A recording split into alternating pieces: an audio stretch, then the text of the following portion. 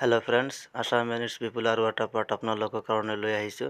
Assam and its people এইটো part number 7 হয়। Already 6টা part আপলোড কৰিছো। আপোনালোকে যদি চোৱা নাই চাই ল'ব। চাওক আৰু ভিডিঅটো প্ৰথমৰ পৰা শেষলৈকে চাব।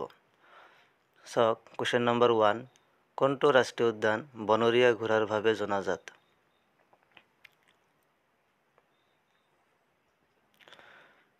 ইয়াৰ আনসাৰটো হ'ব অপশ্যন ডি, ডিব্ৰু-চৈখোৱা ৰাষ্ট্ৰীয় উদ্যান বনৰীয়া ঘোঁৰাৰ বাবে জনাজাত।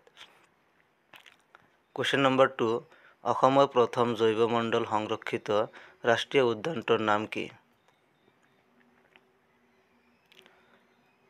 ইয়াৰ আনসাৰটো হ'ব অপশ্যন বি, মানাহ ৰাষ্ট্ৰীয় উদ্যান অসমৰ প্ৰথম জৈৱমণ্ডল সংৰক্ষিত ৰাষ্ট্ৰীয় উদ্যান।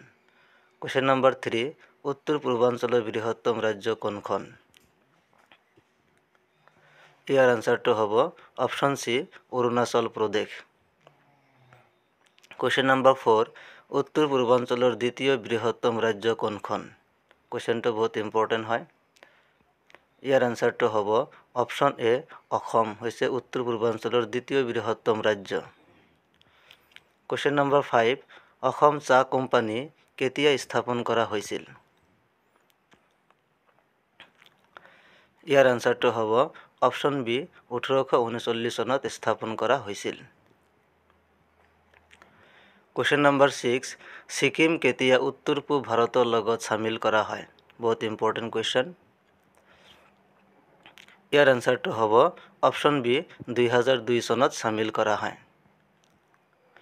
কোৱেশ্চন নম্বৰ 7, অসম সাহিত্য সভাৰ প্ৰথম সন্মিলন ক'ত অনুষ্ঠিত হৈছিল?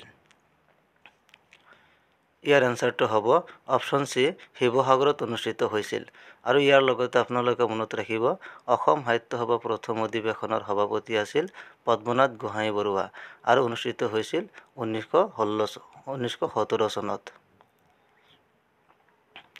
কোৱেশ্চন নম্বৰ 8, অভিৰুচি ক্ৰীড়া দিৱস কিমান চনত পালন কৰা হয়?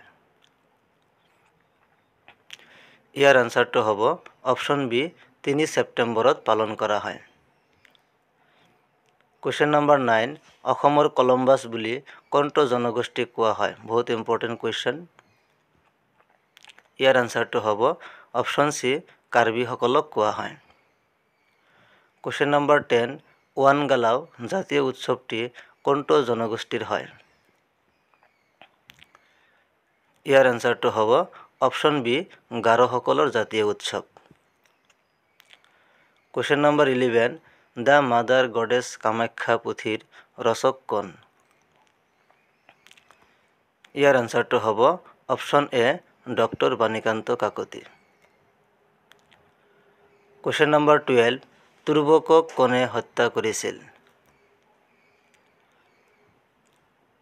ইয়াৰ আনসাৰটো হ'ব অপশ্যন সি, কনচেং বৰপাত্ৰ গোহাঁয়ে হত্যা কৰিছিল। কোৱেশ্চন নম্বৰ 13, হস্তি বিদ্যাৰ্ণ পুথিখন কাৰ ৰাজত্বকালত লিখা হৈছিল?